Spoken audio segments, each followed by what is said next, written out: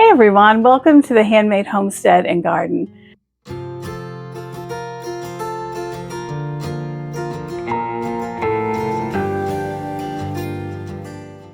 I'm Angela Allen, and I live in Zone 7A, East Coast, Rhode Island, on an island, Aquidneck Island, down near Newport. And together with my husband Mike, we micro-homestead on about 1/3 of an acre in an absolutely urban setting.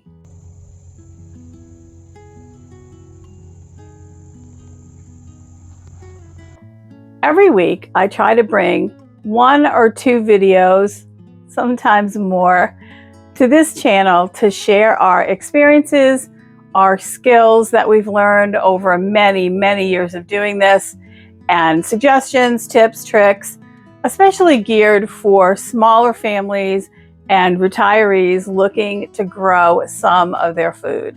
Now, we believe that everyone, any age, any amount of property, even if you have no yard at all, that you can grow some of your food, that you can be self-sufficient in at least a few things, put food on the table for yourselves that you have grown in your own home or property.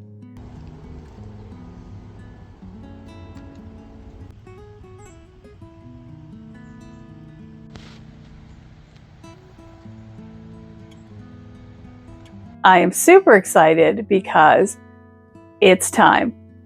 It's finally time. It has arrived. Planting day 2026 is here, and I am raring to go. So let's go.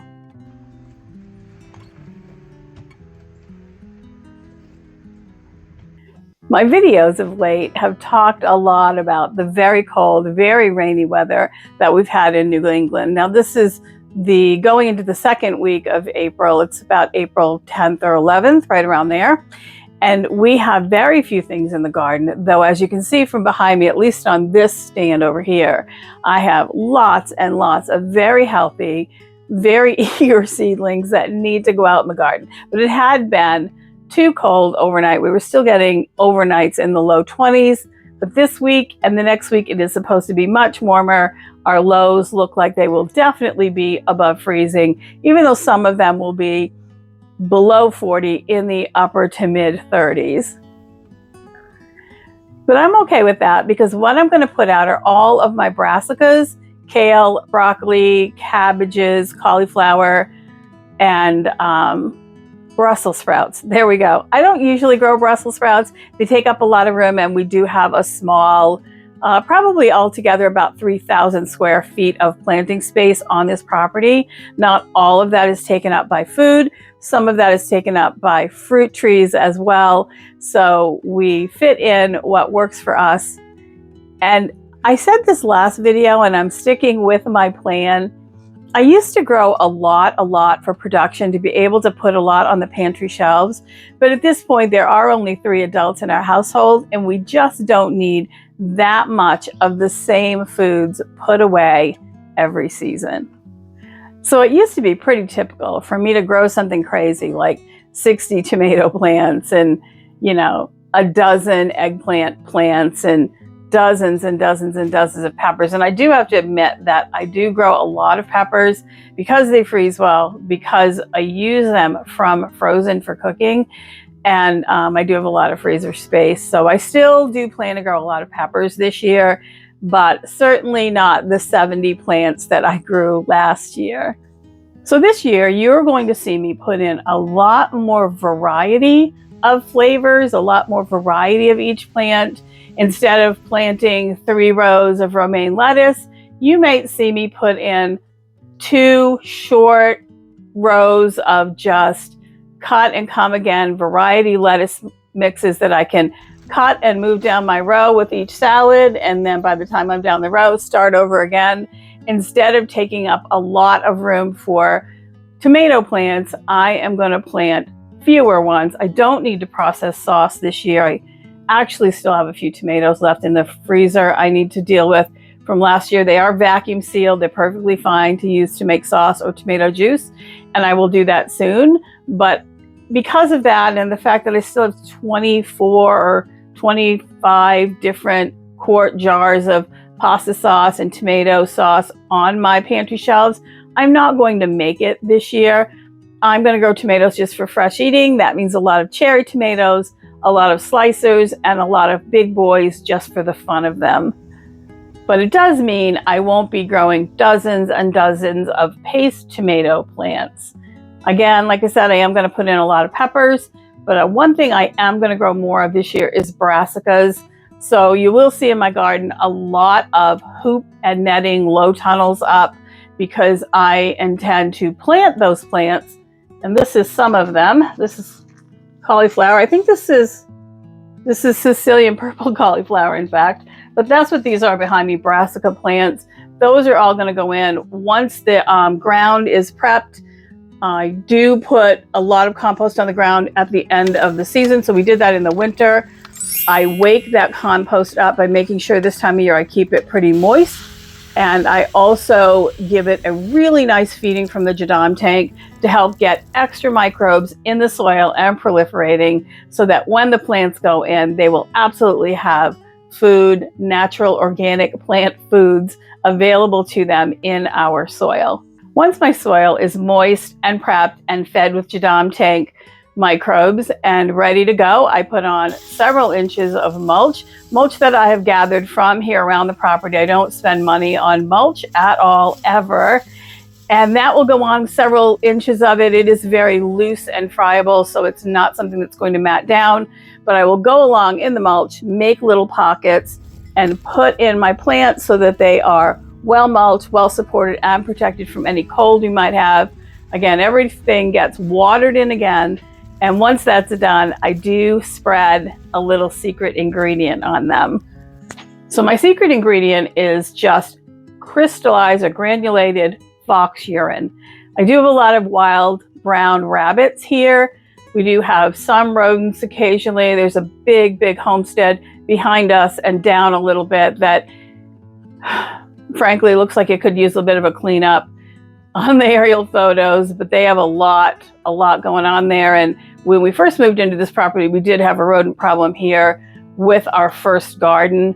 That was a problem. And with this house, we bought this house. It had been vacant for about a year when we moved into it. And one of the first things we had to do was deal with the rodent problem that, predated us moving in. But we did do that. And we do work to make sure we keep rodents in check. If you have a rodent problem on your property, if you're rural, if you're city, it doesn't really matter. Rodents are everywhere, and don't be embarrassed, don't be uncomfortable about that. I do have a video. I'll put a picture of it right here so you can find it in my video list, but I do have a video about how to deal with them safely, pet safe, wildlife safe, not rat safe, but you can take a look at that if you might find that helpful. But we've got them well under control. So, but I still am going to net everything, and the fox urine crystals keep the bunnies away. They will decimate my plants in an evening. And it also keeps the rodents away from the low tunnels as well. Now, all I put on my low tunnels is just netting, bug netting. Once the plants are in there and all of that is done, I do not access those tunnels again until it's time to harvest. There's no need for me to. I don't have a weed problem in my garden, and I can water them and feed them and everything I need right through the netting. I don't use extra fertilizer, though I do use, again, Jadam tank liquid in my garden on top of the compost that we make and that we put in the garden. So let's go outside. Let's get a look at what I've been doing, get some more stuff planted. It's going to take me several days to get all of my stuff planted. So let's go, get to work, see what we can accomplish today.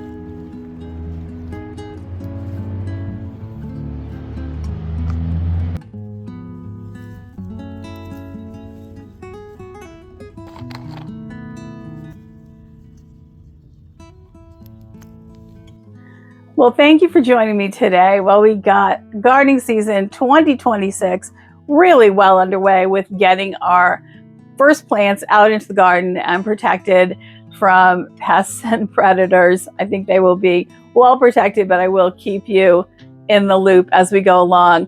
Don't forget to like and subscribe. It helps us so much, so much. And our success on this channel is completely dependent on your participation, and I appreciate each and every one of you. So I will see you next time. Take care.